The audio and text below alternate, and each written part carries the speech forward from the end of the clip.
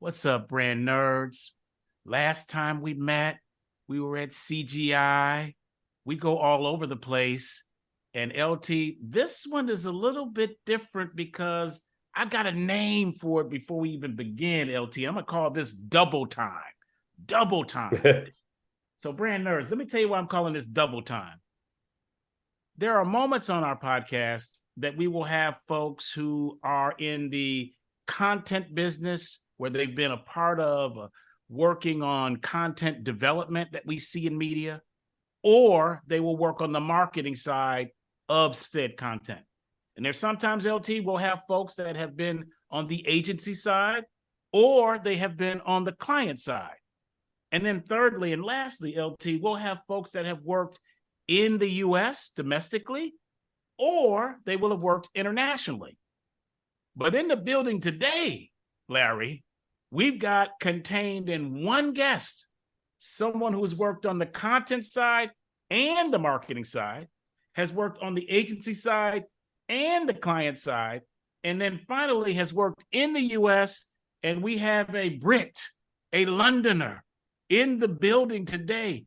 LT, would you please drop game on the brand nerds on who we have in the building today? D, this is going to be fun. We have Siena Dexter in the house today. Welcome, Siena. Thank you. Thanks for having me. Well, we're really happy to have you. And as Dee mentioned, actually, Siena is a native of London, but is in Bristol, England now, not Bristol, Connecticut now, Bristol, England. That's where she is right now. But let's give the brand nerds the background of Siena. So Siena attended the University College London, earning her BA in Ancient History and Social Anthropology and her MA in Ancient History, Near and Middle Eastern Studies. Interestingly, Siena starts out as an intern at the BBC. We all know the BBC is such a renowned programmer, not just in the UK, but worldwide. Mm-hmm. And she was first determined to make history documentaries, which they're so known for. But she actually discovers a passion for research as both a researcher and a runner for various shows, including Chelsea Flower Show and Who Do You Think You Are? Siena then goes to work for Talkback Thames, a division of successful TV producer Fremantle UK, working there as a researcher and runner. So after working in TV for a few years, Siena makes an interesting move to join The Guardian as an account exec on the Guardian Sustainable Business Commercial team, developing brand awareness strategies across commercial channels with specific interest in sustainable fashion. Highlights include working with Lucy Siegel, Guardian journalist and author of To Die For, bringing together a roundtable of experts discussing key issues and also promoting the commitment of Timberland to sustainable materials and fair trade. Siena then takes another interesting turn into the creative side, becoming an advertising copywriter, including working with well-known agency stalwarts BBDO and TBWA. So, okay, brand nerds, as you make your way in your career, some decide to go the entrepreneurial route. And Siena does this where she then founds Idea Dolls London, where she is a creative strategist at the place that she founds, at the agency she founds, where she's really balancing both left and right brain thinking for the agency and their numerous clients. So then Siena makes another move. She joins Smash Brand, a US-based data-driven brand development and packaging agency and a proven performance process as associate partner and strategy director. Siena leads strategy and insights, defining brand purpose and positioning for fast-moving consumer goods, also known through the acronym as FMCG. Highlights there include positioning and naming startup launches like Wild Child Water, Neon Cowboy, and Calera Vertical Farms. She's also did work for defining retail packaging strategy for Ollie, Blue Plate, Weishuan, and BioRay. Brand purpose storytelling and creative direction for Boss Babe Dirty Cookie and Scofflaw Brewing. So at the beginning of this year, though, Siena decides to go back to being an entrepreneur, where she starts Naked Ape, a strategic results-driven design agency. Siena likes to say she uses human science to build brands people want. Their visionary team of artists, writers, and researchers deliver results by tackling clients' most important commercial challenges. They are obsessed with brilliant design, science-led strategy, and the human condition.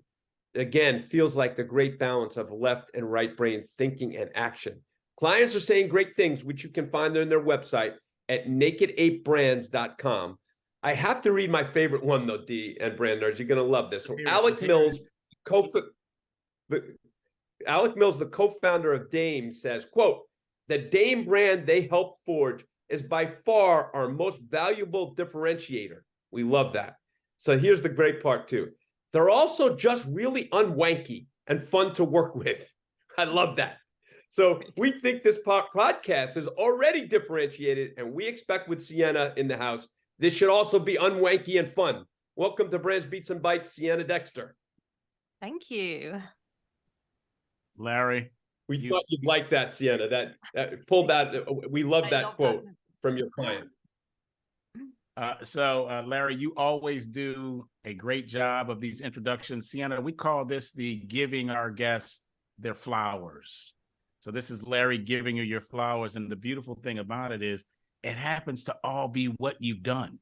And it's interesting to us to watch our podcast guests and see them. For those brand nerds who are not looking at this and listening to this, it's interesting to see the facial expressions of the guests as their flowers are being given. It's just a beautiful thing to see. So congratulations, Siena, on your wonderful career. Thank you. You're welcome. You're welcome. All right. So brand nerds, we got to say something here about this quote. They're also just really unwanky and fun to work with. This is what Larry talked about. So brand nerds, I will not go into like great detail here, but there is a meaning behind unwanky because you don't want to be wanky. You do not want to be a wank. And then you all may recall some nearly 20 years ago now, one Curtis Jackson, AKA 50 Cent, had a whole song about wankster. Okay, so there's some history behind this word. But we're going to. You don't want to be a wanker. You don't want to be a wankster or a wanker either. So with that, we're going to go in to get comfy. So Siena, I've been looking forward to this because of your background, where you grew up, and the fact that you've also worked here in the United States. I'm going to give you a factoid that you may or may not be familiar with in your research background.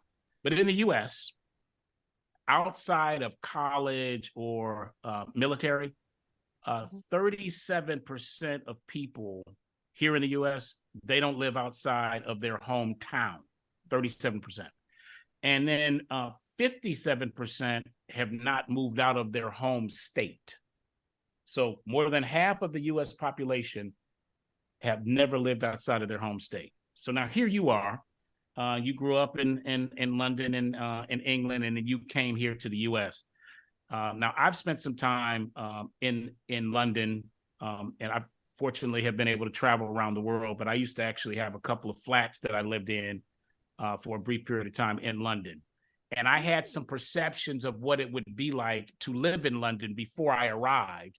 And then after I arrived, I was able to then determine what was it like and what I thought it was going to be before I lived in London and versus what it was actually like living in London. So I'm going to go to you and say, Siena, before you moved to the U.S., what were your perceptions of what it would be like living in the U.S. as compared to what it was really like when you had boots on the ground? So that's a good question. I actually didn't get to enjoy living in the US because we were fully remote. So I was working over here. But I can still answer that question. It was, I've been to the US a couple of times, but obviously throughout my time at my last agency, I got to be over in the US a lot and also working with US brands. It gave me an amazing insight into things like the real subcultures that exist in places like Louisiana, San Diego, Idaho, Utah, and Texas. We worked with a lot of brands from Texas, which is kind of like a real bubble, isn't it? So I found it really interesting. The couple of times I was over in the US, just seeing kind of how things are, and it's so different to the UK, and it's definitely different to what the US is perceived as from watching movies, from being immersed in pop culture. You actually arrive in a place like Utah, for example, and you just realize the vastness of it, and you realize all these amazing subcultural quirks, even how people speak to each other. It's so fascinating, so amazing, and I love how there are just so many variations of what an American is, and there was so much to learn working with a US agency. So it was incredible. Nice. Larry, any thoughts on that? Because I'm going to ask a second question. No, keep going. Ask Oh, a no, follow-up. okay. All right. So sorry about that, Sienna. I actually thought you lived here in the US, but you are right about the subcultures, because when you talk about how people say hello to one another, I grew up in Detroit, and you don't say hello to people in Detroit. You walk right by them. Oh, right. So it's no, like London then. You were right at home in London. You don't say You do anything not to anybody. make eye contact. You don't do it. Right. In fact, if that happens for you brand nerds who've never lived in a place like London or New York or LA, or I would also assume in Paris or Madrid. It's a big city thing, I think. Yeah, big city things that folks don't speak to one another. And then I went to undergrad down in Alabama, and Sienna and LT knows the story. I was on campus for probably a week or so before I recognized that people that were saying hello to me were talking to me. I just thought they were talking to somebody else. I thought somebody else was around. I love that. Yeah, I have to add my story about that. When I went to graduate school in North Carolina in Chapel Hill, I remember the first day on campus, and it's a beautiful campus in Chapel Hill, North Carolina, Siena. And I'm walking across campus, and there's and these pretty girls are saying, "Hey, y'all," and I'm looking around like I'm by myself, and are they talking to me? Yeah. And it's just like, and I'm thinking that I'm all that. No, that's just the culture. People say, "Hey, y'all." It's not a singular or a plural thing. That's the way they say hey, and it had nothing to do with me. It's just that's the culture. So it's really interesting. And again, I grew up in New York, and I'm like, what's going on here? I love that. I love the term y'all. I can't say it. Y'all. Y'all. I also love how people that's pretty close, but that's not gonna get you home here. But go ahead. Y'all. I love how people say ma'am in the South. That was a thing. Ma'am. I can't do it. I can't do an accent, but it's beautiful. I love it. It's so well mannered. It's so old fashioned. I just absolutely love it. I like being called ma'am. Yeah, that's funny. This is interesting, and in my community, Black community, many of my folks have come from the South. That's the case all over the country. Here is that many of our ancestors arrived here in the South and then ended up in different parts of the country. But this whole ma'am thing, yes ma'am and yes sir, really, really big amongst Black folks. And you will see a grown man, a grown man say to one of his elders, yes ma'am, yes ma'am. Very respectful. And that does emanate from the South. But I want to go to another question here in the Get Comfy section. You have worked now using digital tools that are highly futuristic in order to analyze data, to develop strategies, and help businesses and brands grow. But your undergrad was in ancient history.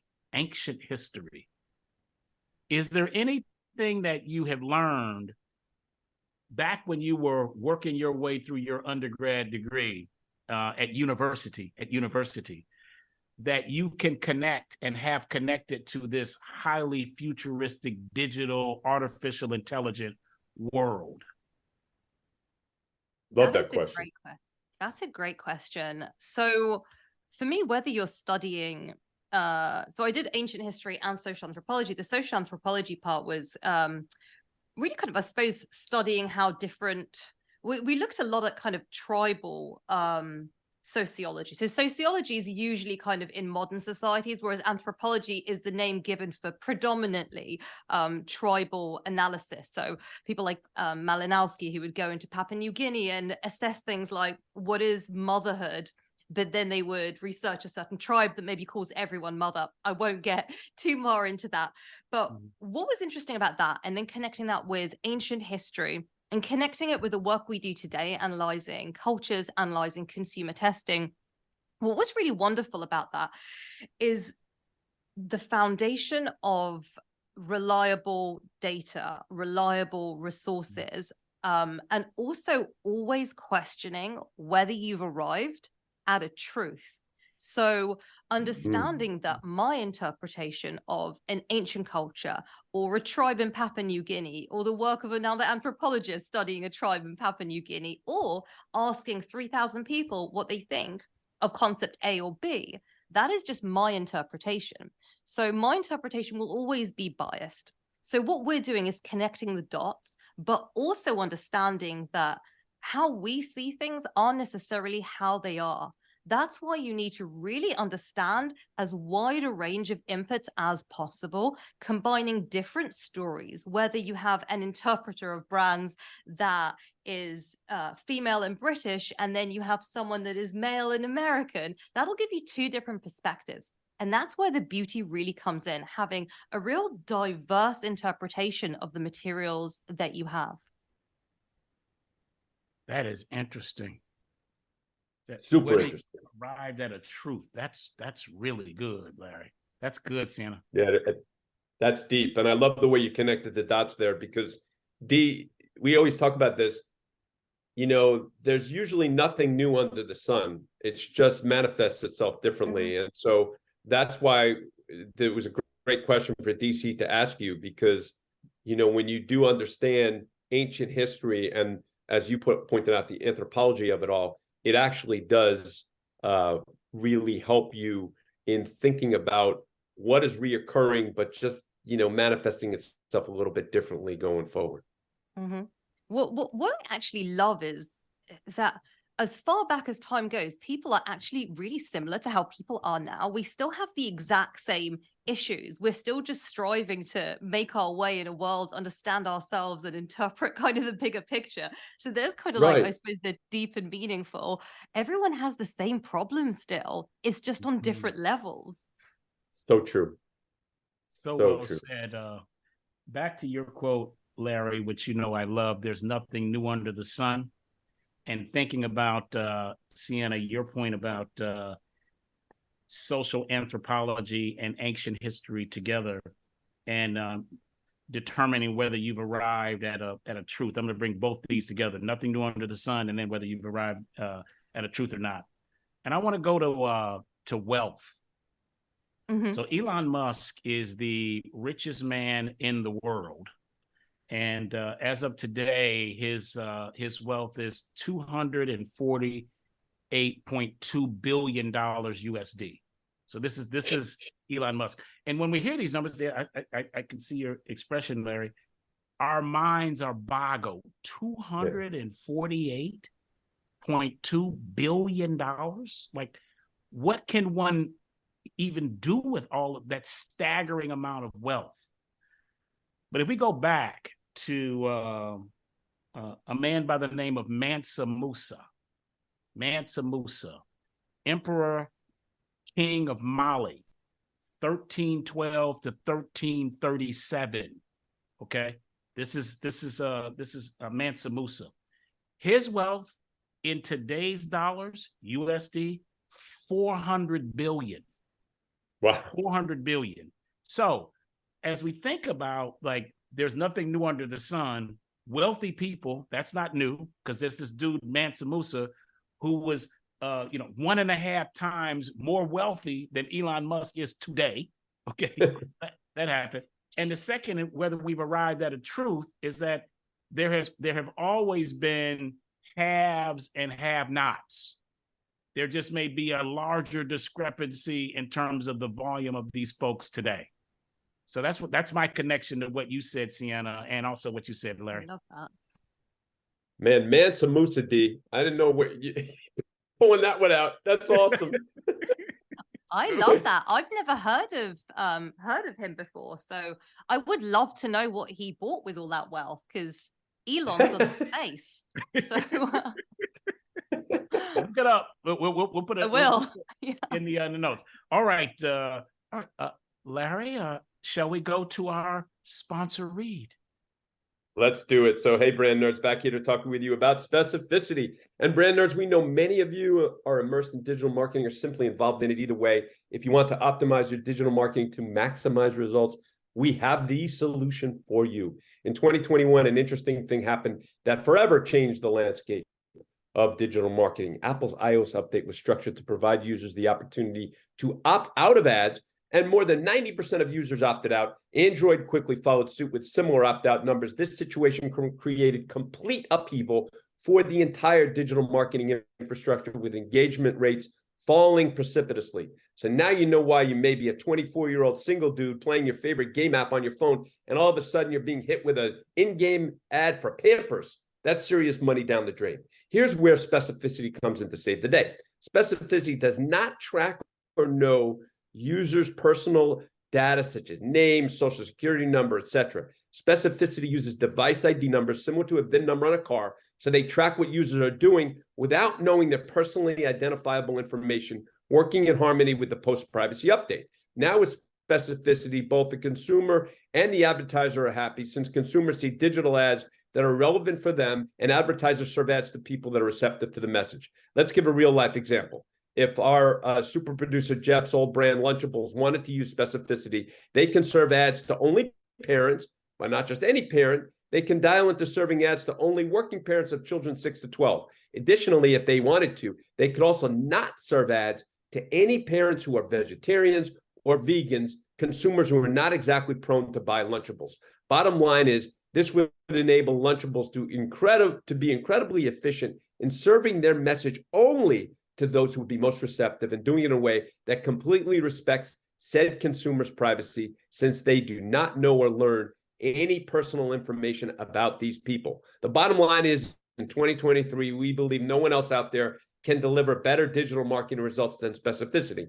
We have introduced specificity to many clients, and everyone is super happy, since each client has been more successful with their digital marketing efforts than they were before. For more information on specificity, please visit their website at specificityinc.com. Again, specificityinc.com. That's SPECIFICITYINC.com. Their website is also in our show notes. If you want to improve your digital marketing results, go check them out.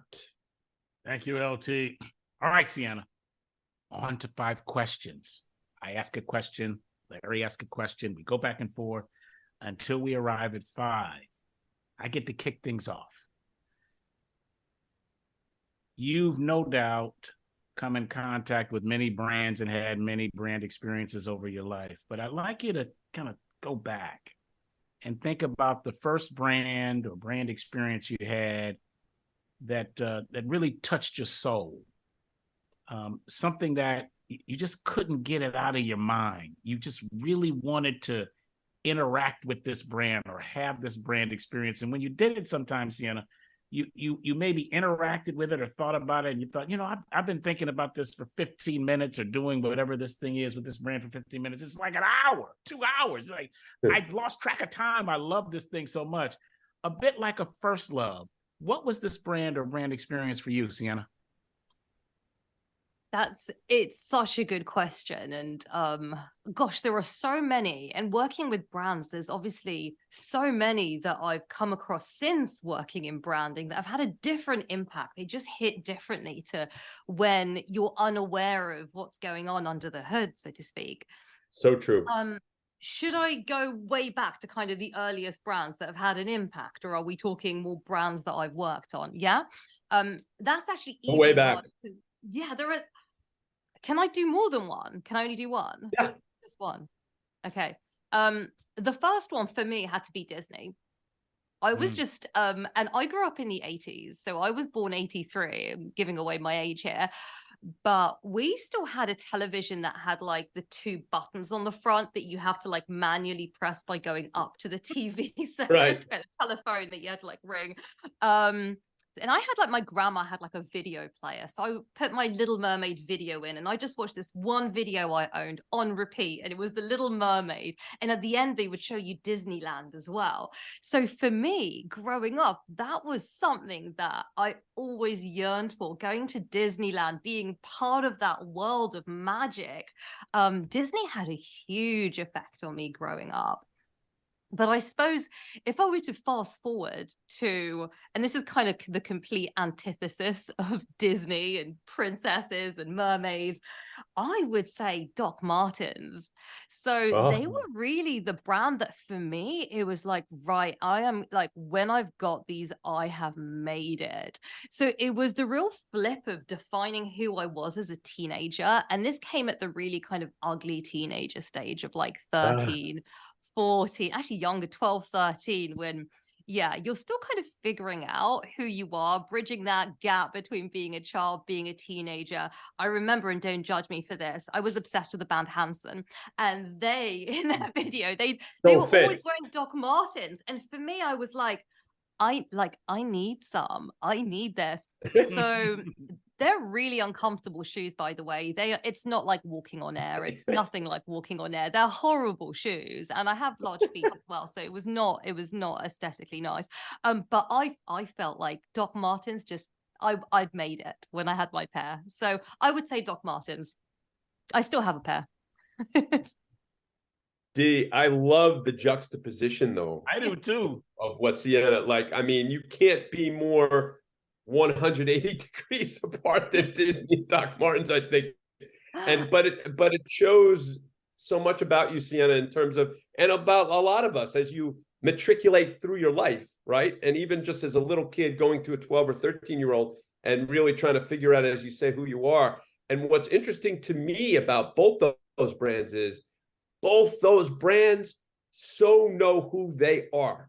Mm-hmm. They are differentiated and unique in an incredible way.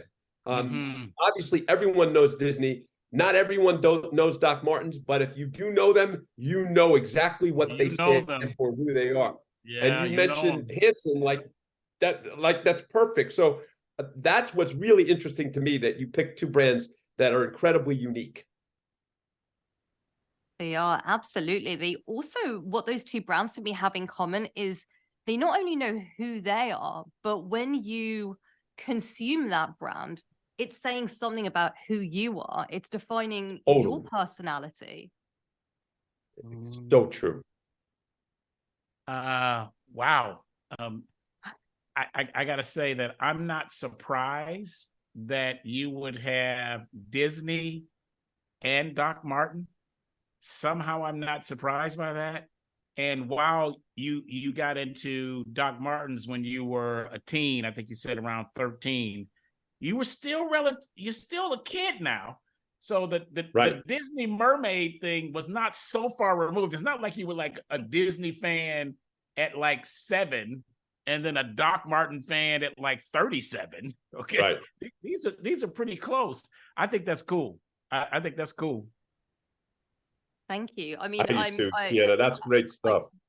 I would still watch The Little Mermaid. Just saying. That's great. Never grow out of that. But yeah, I love it. Dee, should we go to the next question? Let's do it, Larry. Okay, so Siena, who is having the most influence on your career? Oh gosh, that's such a toughie.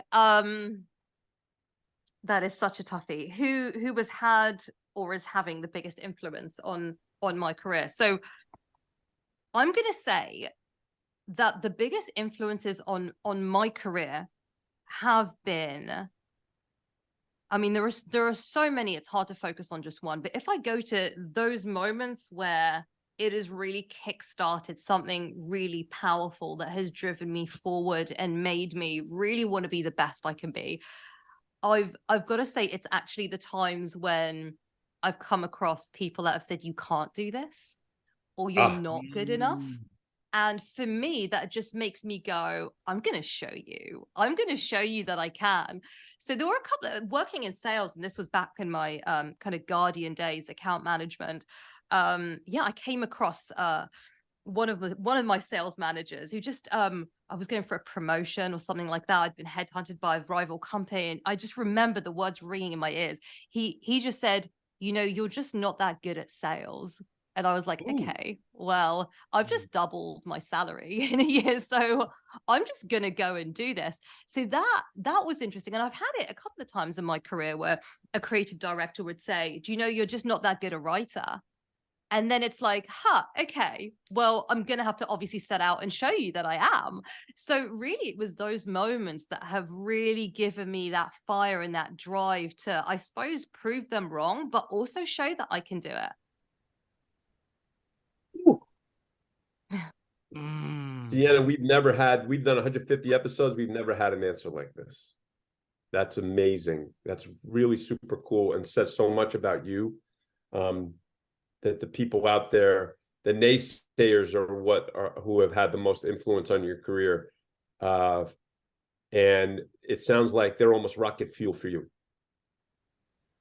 I definitely find that if someone says you can't do something, then you want to show them that you can, because it can go two ways, can't it? You can kind of back down and go, oh, maybe they're right. Or you can just go, you're wrong, I'll show you. Yes, Siena, I've got something I want to share with you, and then I'm going to ask you a question related to your answer. When I began to get into my work life, I had markers in my mind. So when I got to grad school, I said, all right, I'm going to start as an assistant brand manager, which is the lowest. And I said, I got to get to brand manager by a certain time, then senior brand manager, then director, then group director, then vice president, and so on and so forth.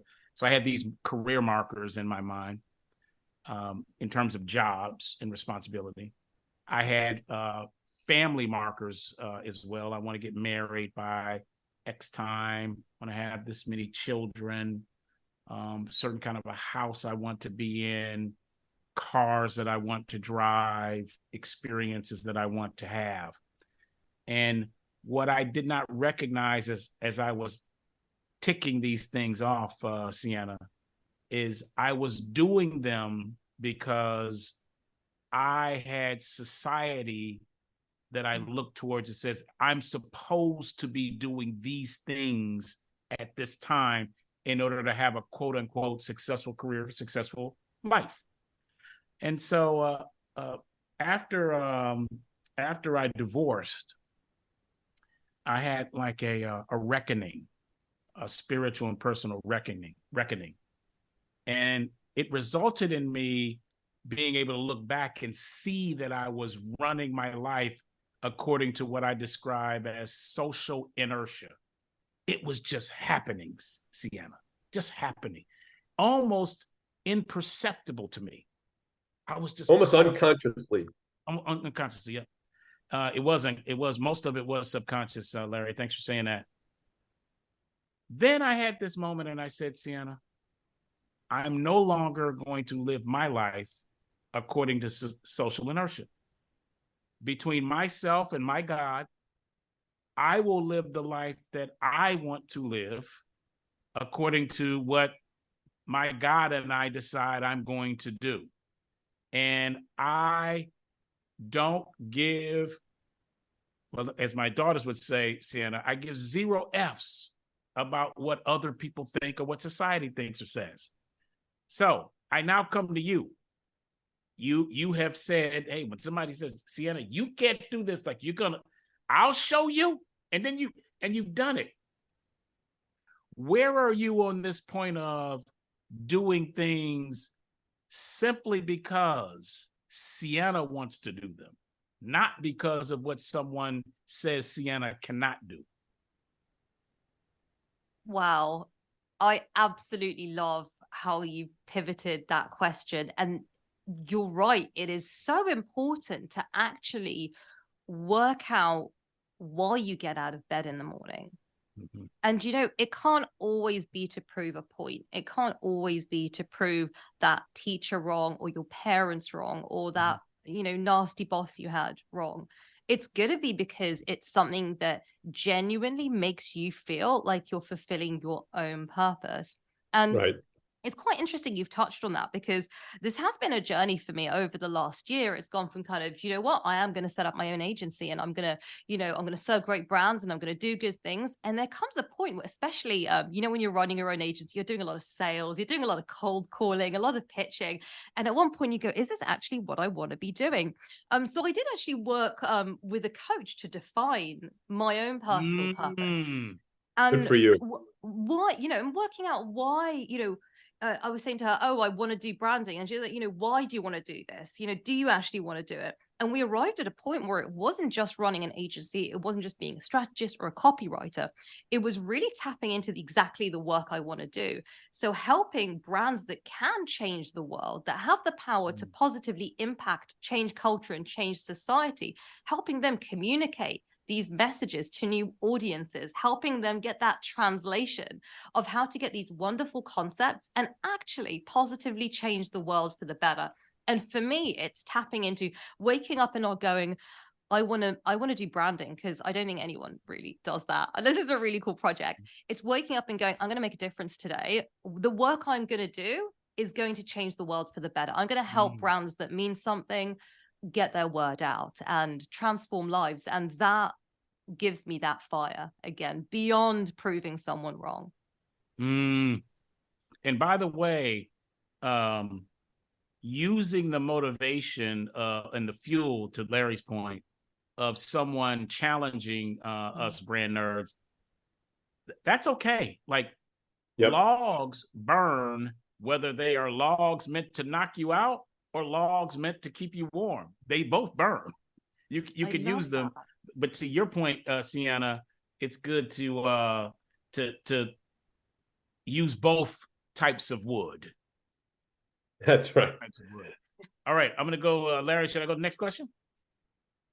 No, I just want to add one quick thing, Dee. I love this conversation, and I think to the brand nerds out there, there's a metamorphosis that takes place in both your personal life and in your career, and they're intertwined, and that's what we're all talking about. And while when you're younger, you tend to be a bit more bolder and gutsy about these things, and as you get older, you tend to realize that there's more at play here, and you can be what DC said. You don't give two Fs because you're all also more motivated internally rather than externally. I think that's the metamorphosis. So I just wanted to put a bow on that.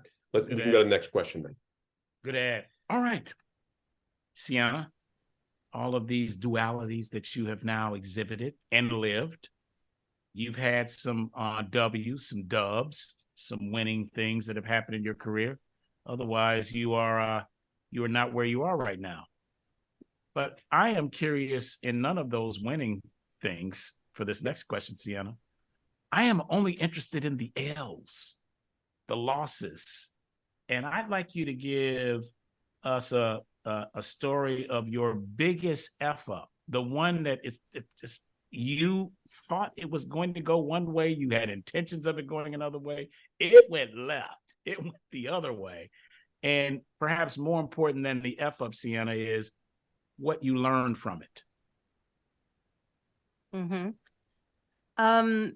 It's always harder to talk about where you messed up to as opposed to where your successes are, I suppose. And for me, as for many people that have branched into a new business, a new career direction, there are so many mess ups along the way, aren't there? There are so many little mess ups, so many embarrassing things, especially if you're putting yourself out there and learning something new. There are always going to be things that you go, oh God, I've been found out. But for me, if I'm to really capture all of my career and thinking, what is the one thing I would genuinely go back and change? Because the only thing I learned from it is not to do that. It's got to be not setting boundaries, working too hard, but not working towards a goal, because the goalposts always move. So actually, when I was working over in the US, this was, thinking it was a huge opportunity and getting to work on some incredible brands. And every month there was another brand, another project, another thing I wanted to get stuck into. And running a strategic department as well, I never wanted to take my foot off the gas. I always wanted to be in control of everything, see how everything's going, and really just never take any time out. So if I'm to, and I actually share a personal thing as well, because I think it's important to talk about. I was actually going through IVF at the same time as working 14-hour days. And one Wow. time in particular, I remember literally coming home from an operation and there being like a client call in an hour and me being like, right, I need to like shake off this anesthetic because I'm going to take a client call. And I think at that point, it's when you really take stock and you're like, I haven't had a holiday in a year. I'm working myself to the bone here. And if I could go back and change that, I would say take a holiday, set your boundaries, don't work all weekend, do what you can do, and that's all you can do. And just take a breather, cook some dinner, have some time with your family. It's okay. So that's something that I would change. And I would recommend that nobody works themselves that hard because it doesn't matter that much. That is deep. And I have to be honest with you, Siena, as you were starting to take it, I was going to say, oh, Siena's doing something and we're going to call her on this now. Like she works with, but where you took that and thank you for sharing that about IVF, because my wife, Sherry, went through the same thing. So I very close secondhand know what that's like. And that is a huge message that you just imparted. And the reality is that, it's like everything else in life, and you have to do this in work. When you do set boundaries, people respect them. And then there's the few that don't, and you don't want to work with those people anyway, because if they're not going to respect that you're dealing with some health stuff that you have to deal with, you're separating the wheat from the chaff there. You do not want to work with those people. And so I love the story that you told, and thank you for sharing that, because that's that's personal, and I think it's a huge message what you just imparted.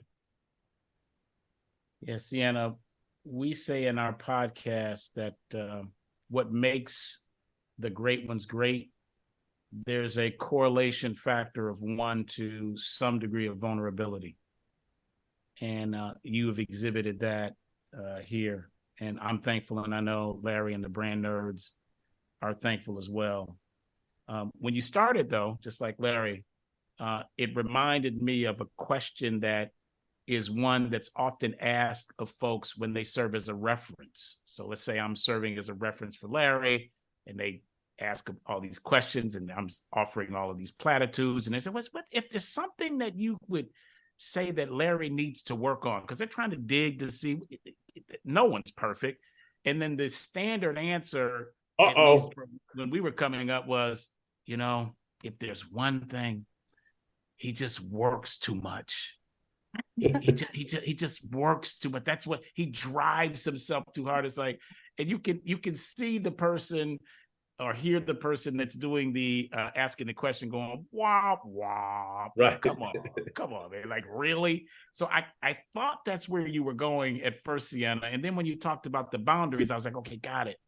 Boundaries. Yeah. And then of course you shared the IFE thing. And so brand nerds, since you took it there, for those of you who are listening who may not know what this is about, so she hadn't had a holiday in a year. Siena's working. She's after a treatment. She's going like taking a meeting with a client or someone else. Especially for you men out there, brand nerds. Let me read to you some of the symptoms and side effects of IVF. Soreness or bruising, nausea, tenderness, bloating, hot flashes, mood swings, fatigue, allergic reactions. Okay, this is what happens to people. And the fact, Siena, I have no idea what you experienced with this. I don't need to know that. Neither do the brand nerds. That's your personal business. But the fact that you were driving yourself with all of this going on, and you recognize that you needed to create some boundaries, I say salute to you. You are savage to be able to handle all of that and still push through. So I say salute to you. And then you're learning from that, which I'm going to build on because it's your learning, not mine. And that is, brand nerds, love yourself, love on yourself. Because the reality is the chair that you're in is just a chair. And someone else is going to get that chair after you leave. And someone had that chair before you came. It's just a chair. So love yourself enough to create the boundaries. So that's my learning from you, Siena. Mm-hmm. And thank you for that, and for understanding. I definitely know that when you say, oh, you know, what's your biggest flaw, and you say, oh, I work too hard. Like, Yeah. I'm such a hard worker. But do you know what? That's not a good thing. A hard worker means that you're not taking time out in order to have a life, have ideas. And when you have ideas, you bring that into your work. If you're working yourself crazy hours, not taking time out, you'll be run down, you'll be exhausted, you won't be bringing your best self to work. And I'll add one more thing to that, which is, if you don't give yourself a holiday, no one's going to give that to you. No one's going to stop you working and say, you need time out. So you've got to do that for yourself. No, they will extract everything that you are willing to give and take more. Yep. And by the way, that's not nefarious, because that's not on the organization or the world. That's on you. That's on you. This is great. Hey, Larry, you want to go to the next question? You got anything more on this one? I do. So, Siena, regarding technology and marketing, can you tell us where you think marketers should lean in or best leverage tech? Or you could talk about areas that you think that they should be leery. There's obviously, technology is advancing at kind of such a crazy fast pace now. There's an area that I want to talk about that's more specific to retail marketing that I think would be interesting to explore. I could obviously go into AI, and I bet everybody talks about AI. It's a hot topic at the moment. But what I want to talk about is actually about how we move away from using machines, but helping us to understand people better. So let me give you an example of that. So I did a lot in the field of consumer testing, not myself, but as part of the agency, and obviously bringing a lot of social theory into the work that we do as well. When we're looking at how humans interact with either a product on the shelf or how they interact with a certain design, it's, I suppose, easy to say, okay, here's a bunch of different things for you to look at. Do you like this tagline, that tagline? What do you think of this name or that name? And that's something that a lot of research agencies do now. That's not any shade on research agencies. The good ones will have fantastic interpreters of culture that can take all of that insight and extract what they need to. But what I want to talk about is the exciting world of virtual reality in helping us understand how, in a retail environment, shoppers are behaving. So instead of getting them on one side of the screen and going, here's a bunch of questions, answer them, we can just put virtual reality goggles on them, send them into a store, or just put them in front of kind of a screen that actually looks like a store. You can play sounds through headphones, so it feels like you're giving them that in-store experience. You can change the lighting and explore how their perception of a brand changes based on sounds, lighting, even feeling. So what's really exciting for me is how we create that 360 learning of, say, a product or a shelf strip or a piece of in-store marketing, so that, and brands like Kellogg's are already doing this. So you understand the sight lines, you can see where consumers are looking. Are they looking at your product? Does it change if you move it down here, but put a flashy sign? So it really helps you to understand more than if you would just give them a survey. And for me, that's super, super exciting. Ooh, I'm loving this, D.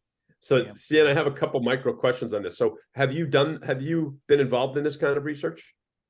we are actually developing something at the moment with a virtual reality team, but it's really expensive. So even to create, that was going to be my next question. Yeah, the beta software is super expensive, but I have seen the work that Kellogg's have done and spoken to the agency that's worked with them on that, and it is fantastic stuff. Stuff like this already exists, and there's a company that we're affiliated with, Sealed Air. They're in America as well as over here in the UK and European wide. And we were actually at their incredible research center in Milan over earlier this year.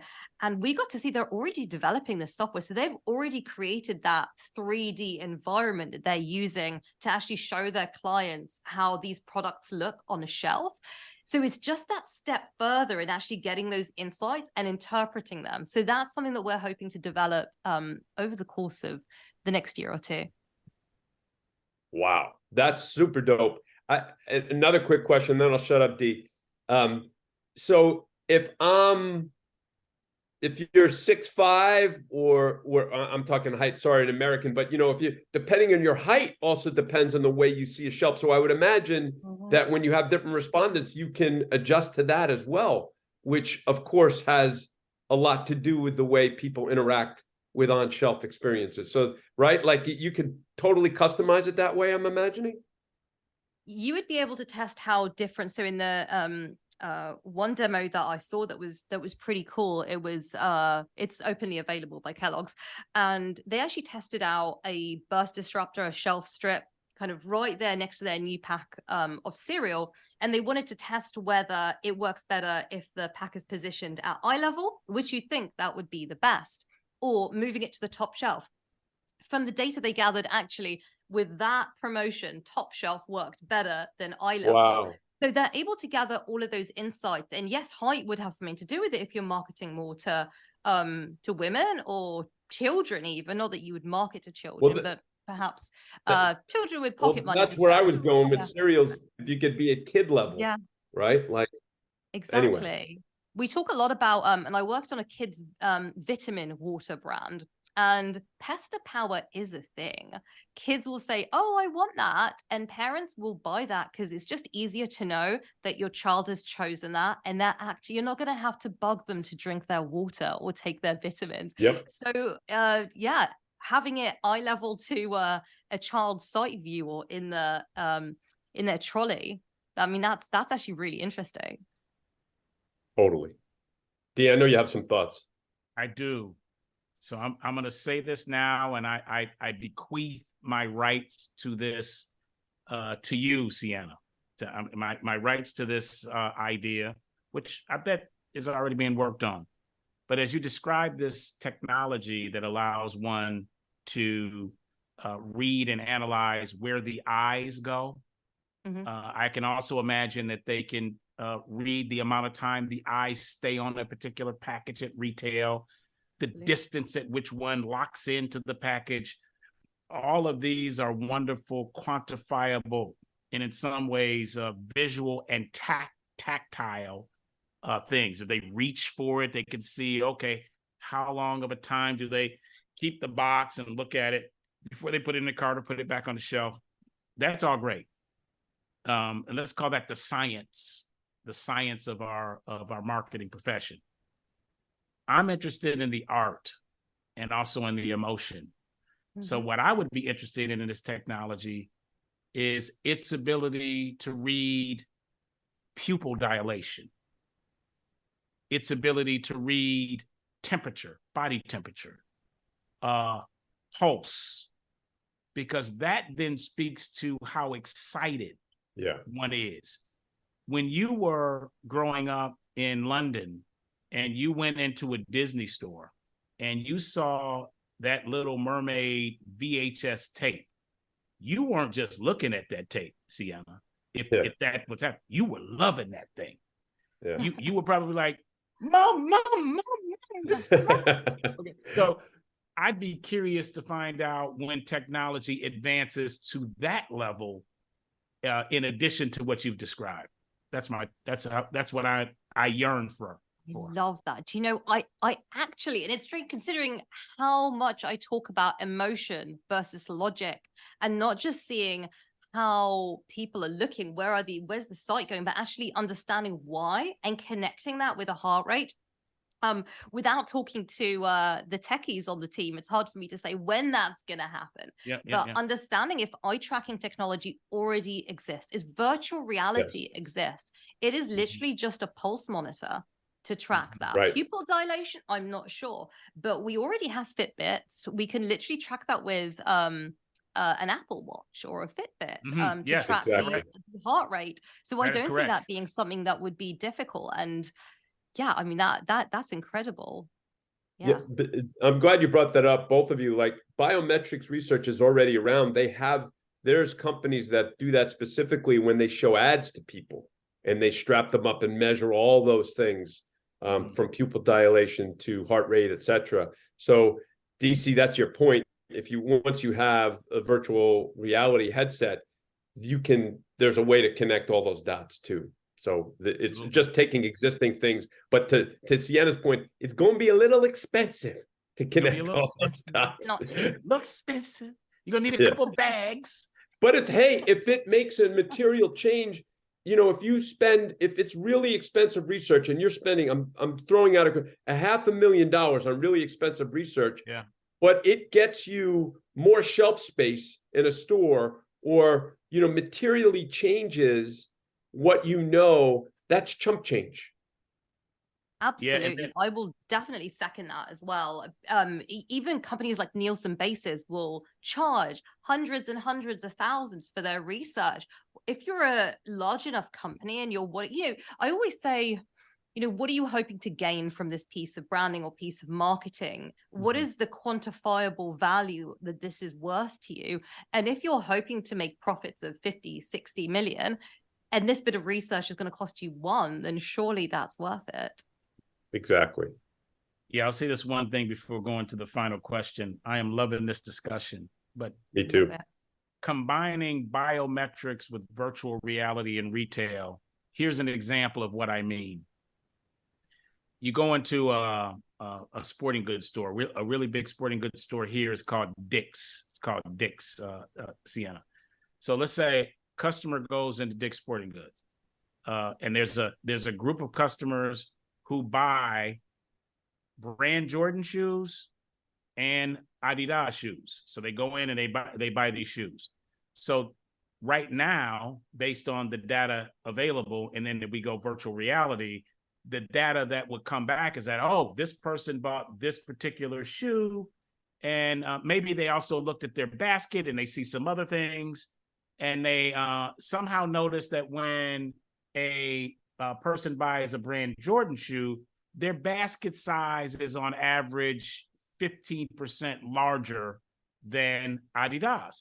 So they go, that's an interesting factoid. What I'm suggesting with the biometrics is, if they are able to track that people that buy brand Jordans feel better, they're more excited, and that emotion can then propel them into other areas of the store. Now you can take that basket size from 15% difference than Adidas to 20 or 25. And then you can also then have a harder negotiation if you're Dick's on price, wholesale price of Adidas versus a brand Jordan. Because you can say, your brand is not causing them to buy other stuff in my establishment, while the brand Jordan brand is. Therefore, I want a 10% reduction in wholesale price, whereas I will hold brand Jordan. Like these are the kind of like fifth degree chess things that can go on regard to retailer, consumer, and technology. That's why I'm excited about it, but I can get lost in this stuff. So let me go to the last question. That's great stuff. It really is. Okay, Siena, what are you most proud of? You've left the hardest to last. What am I most proud of? So choosing just one thing is going to be really difficult. If I'm thinking of a moment where I went, wow, that's pretty awesome. There are a few of those. I would say that, I mean, on a general kind of career wise, I'm definitely most proud of kind of starting my advertising branding career at 30. I think that's a late time to be starting anything, but I don't think it's ever too late to change career or follow your passion or start from scratch, even if you have to get a bar job, even if you have to work for minimum wage. It's not going to be for long if you're really passionate. So I think that's definitely something that I'm proud of. I would say that over the last couple of years, there was a moment that really made me take stock and go, wow, this is pretty incredible. You know, when you take a step back and go, I can't believe I'm here. It was definitely working with a brand, an American brand called Wei Xuan, who are actually the first Chinese frozen food and the largest Chinese frozen food manufacturers in the US. And they were also in China, but the two companies are separate now. It was speaking to the grandson of the original founder, and also speaking to stakeholders, a boardroom full of stakeholders, presenting this incredible strategy that I had the real pleasure of working on and helping them. I can't go into too much detail about the project, but helping them get to somewhere that they weren't previously, helping them achieve that goal, and being able to do that, speaking to so many people with so much intelligence and so much experience, who were, some of them were even in China. That was pretty amazing. It was a pretty amazing moment. So I would say that was probably one of the highlights for me. Nice. That's really cool. Very. It's pretty cool. Scary, but cool. Really scary. You're facing the boardroom full of people that all look like they know more than you, and you're just like, I really hope this is good because they'll know.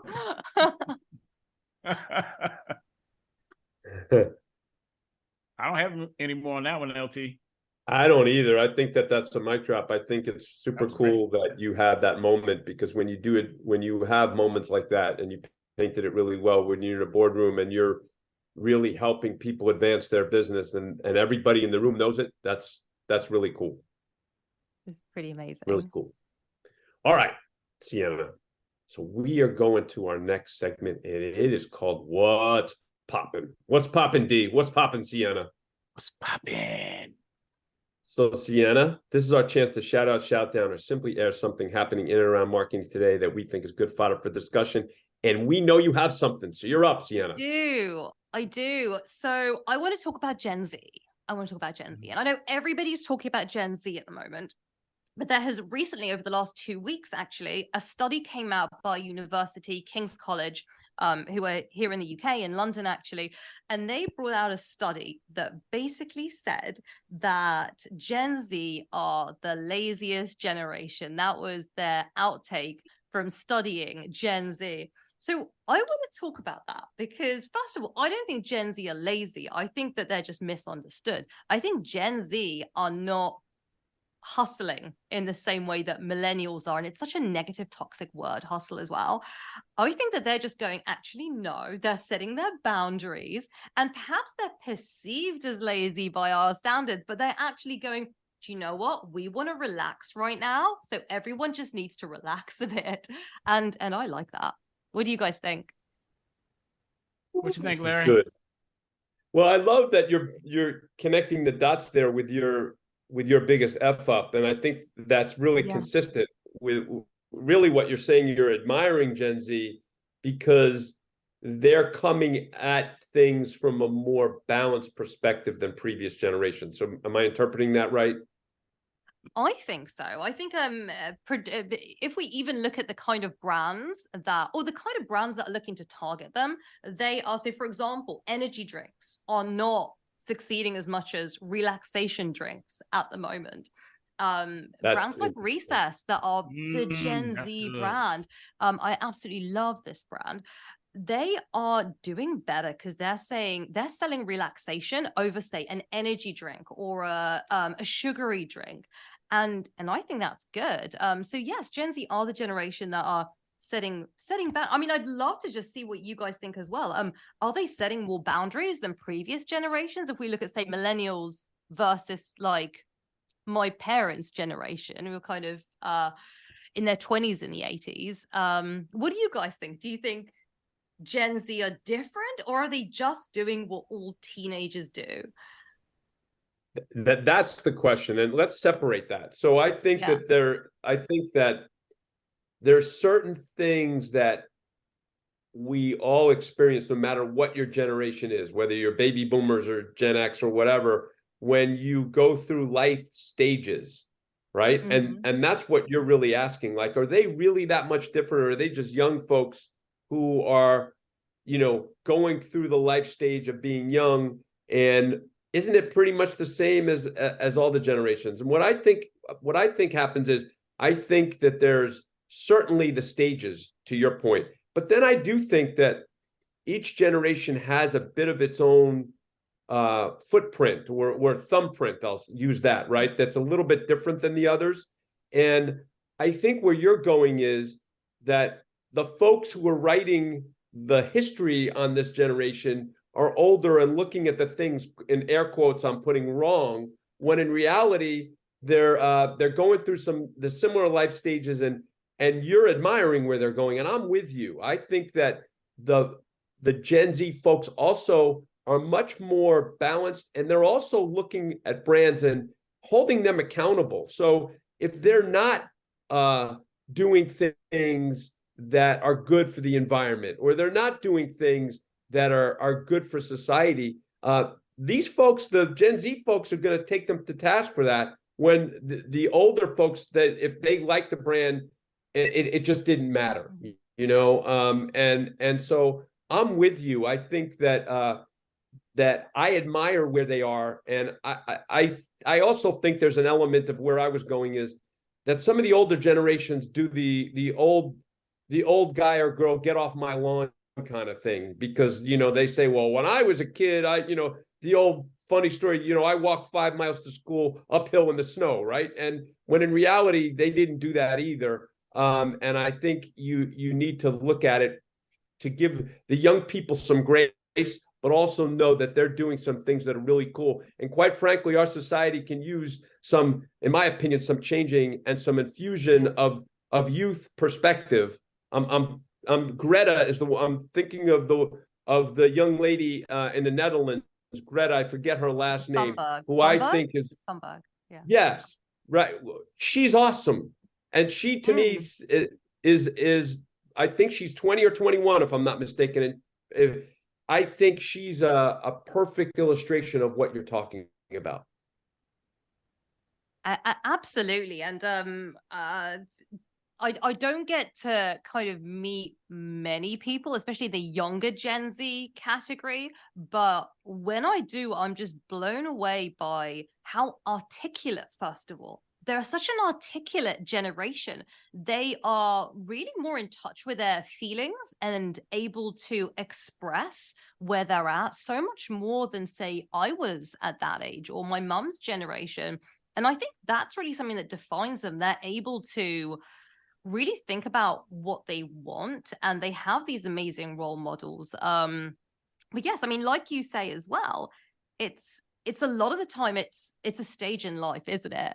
So I was watching a 90s movie last night, actually, and it was amazing because there was the characters in it were talking about animal rights, and it was the time where grungy, caring about animal rights, caring about the planet was a thing. So it's just kind of going around and around, in the sense that people in the 60s did that, teens in the 60s did it, teens in the 80s did it, teens in the 90s, and now teens in the 2000s. So I think that it's teenagers, but it's also teenagers that are behaving in a certain way because of hopefully this cultural change. So I think they're an exciting generation. Dee, what say you? I have some familiarity with this generation. So do I. I have a 20-year-old, by the way, and Dee has children who are a little bit older, but still. All right, so let's go with the facts first. So Gen Z brand nerds, that's 11 to 26.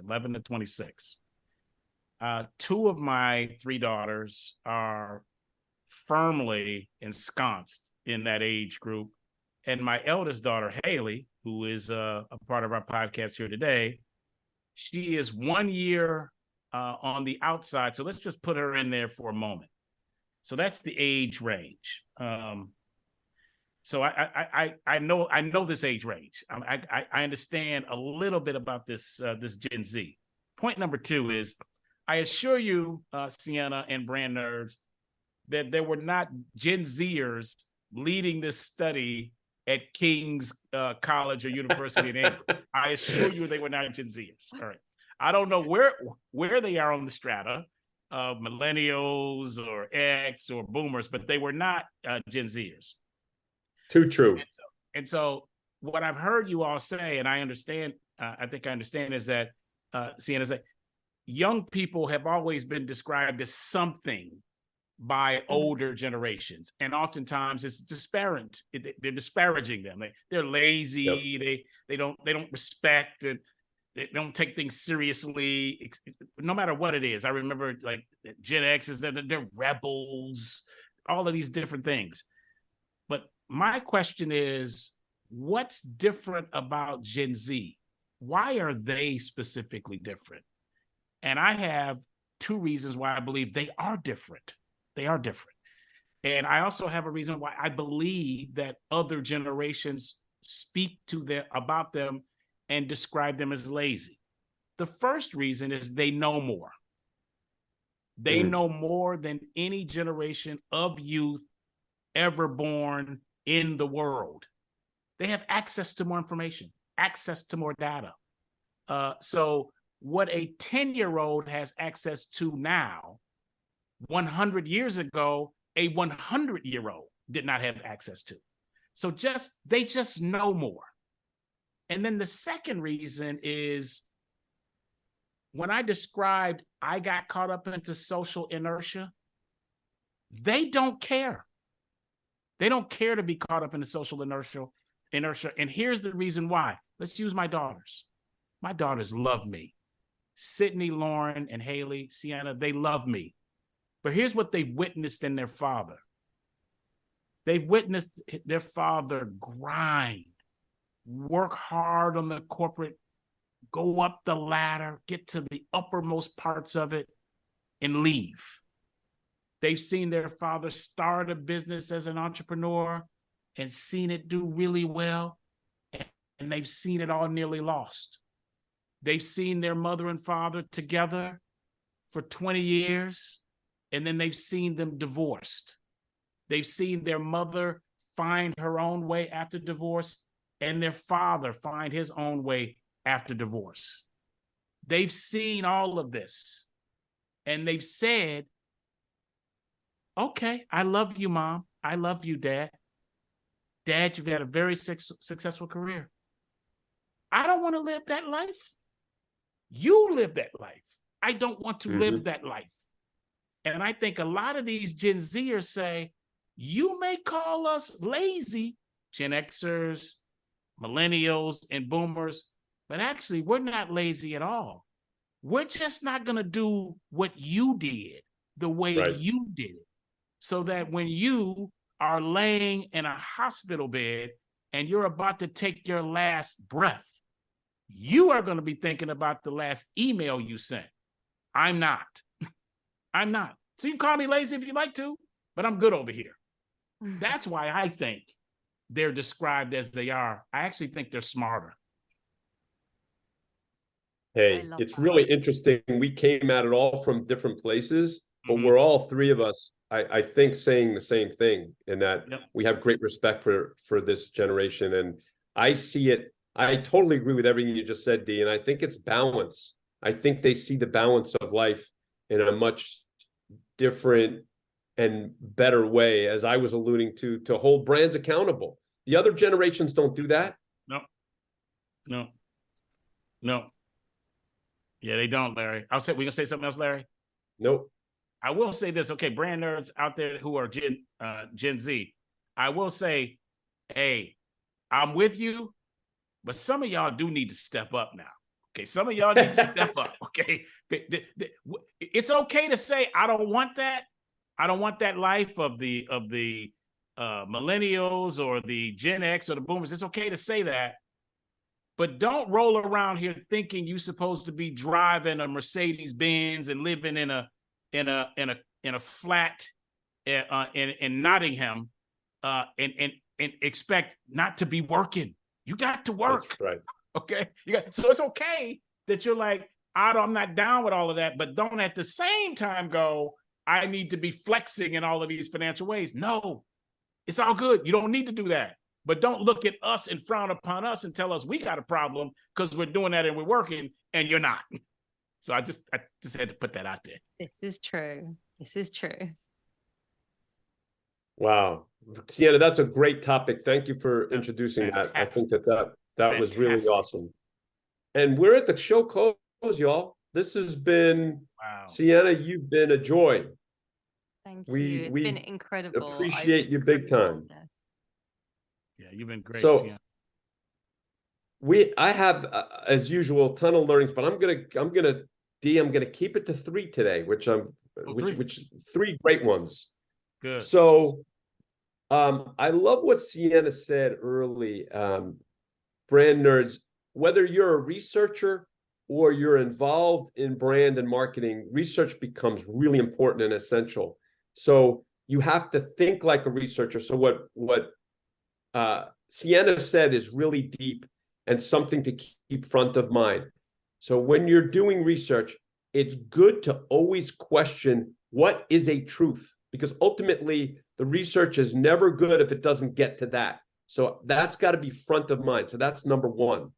Number 2, if you are like Siena, bad moments and bad feedback might be the best things to ever happen to you, like it has been for Siena. And number 3, I posit it as a question. Like Siena, with your genuine self, can you wake up and make a difference today? Those are my 3. Those are good, Larry. Jeff will be very happy and proud of you, our super producer, that you did not make it 4. He's like 3 of 5. That's it. That's right. That's good, Larry. That's good. Siena? One of my... Oh, sorry. No. I thought you were asking me. No, please. No. I'm going to share mine, and then I will ask you. Okay. Either Larry, I will ask you. This has become one of my favorite parts of the podcast, because I get an opportunity to take a shot at describing who I think is this human before me and us on Zoom. What is it that, if I were hazarding a guess, I would say, what is it that Siena is bringing to us here in humanity, us 7.23 billion people, maybe 8 billion now, that no one else is going to bring? And I listen intently to not only what you say, Siena, but also what I think you mean. So I'm going to attempt to describe that and what I've taken away from you and learned from you today. I started off the podcast, even before having one exchange with you, by saying to Larry, this is a double time thing. And I mentioned the fact that you have done content and marketing, that you've been agency and client, and that you've done international and US work. I didn't also realize you did sales and marketing. So there's another 2 together. And then when we were in Get Comfy section, I asked you about your time in the US, and you reminded me you didn't actually live in the US, but you worked on a US brand, which you've talked about here today. And then you mentioned subcultures that you noticed, Louisiana and Texas and California. And then you talked about how in the southern states, you like when you hear people say ma'am, and y'all. And so here again, we have the US, and then inside of the US, we have these subcultures. And when I asked you the question about your favorite brand, you had 2.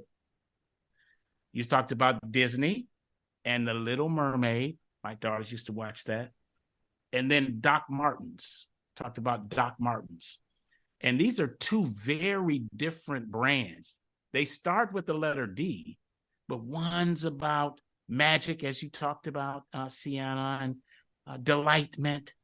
And then Doc Martens has some edge to it.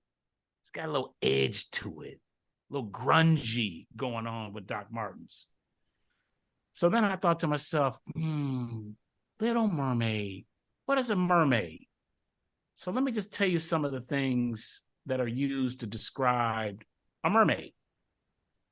Transformation, and metamorphosis, rebellion and freedom, creativity and inspiration, protection and guidance, spiritual awakening and enlightenment. So these are all of the things that are used to describe a mermaid. Two different things. So I'm like, boy, this is very interesting about this Siena lady. This is very interesting. All of these ands. And so my takeaway from you and what I've learned from you and what I think you bring to all of us is you are a brand Gemini with mermaid vibes. You're a brand Gemini with mermaid vibes. I am actually Gemini. Are there you go. Okay. That's it. Okay. So am I. When's your birthday? 23rd of May. That's awesome. Okay. That's All right. so Okay. funny. All right. So my fiance is a Gemini. She was born in 1983. Huh. She was born in the month of May. And the day of the 24th or 5th, baby. 24th. Okay, she's right here. 24th, yeah. At 24th. So one day. So this, I'm not shocked by this at all. Brand Gemini with mermaid vibes. What do you think, Siena?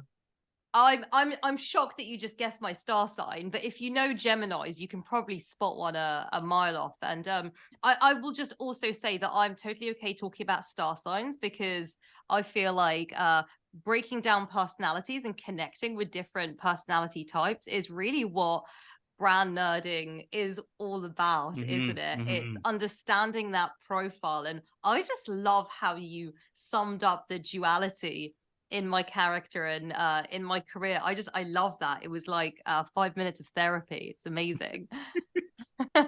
You're welcome. So Siena, DC has an uncanny way to do this. He's amazing at this. I love and this. It's always a little eerie from me as his co-host that he just nails this, and it's awesome. So he's incredible at it. No, we love that you love it. Do you have any closing thoughts for us, Siena? What you learned from this conversation, or anything else you want to posit before we step out of here? This has been, first of all, thank you so much for having me on the show. This has been absolutely incredible. I love how the conversation's gone into ancient history, into the future with tech, into where it's going with tech, but really what it's the red thread that's really tied it all together is connecting between humans, connecting between, you know, us across the pond, the world today, and also connecting past to future and generations together. And for me, that's something that I absolutely love, speaking to people that work with brands and really live and breathe that connection. So thank you for that today. It's yeah, awesome. Wow, that's a mic drop. That is awesome. So this is our show closed, Jade. Thanks, brand nerds, for listening to Brands, Beats, and Bites. The executive producers are Jeff Shirley, Daryl DC Cobbin, Larry Taman, Haley Cobbin, Jade Tate, and Tom Dioro. The Podfather. That is he. And if you are listening to us via podcast, it would be great if you can please rate and review us. Additionally, if you do like the show, please subscribe and share. We hope you enjoyed this podcast, and we look forward to next time, where we will have more enlightening and insightful talk about marketing.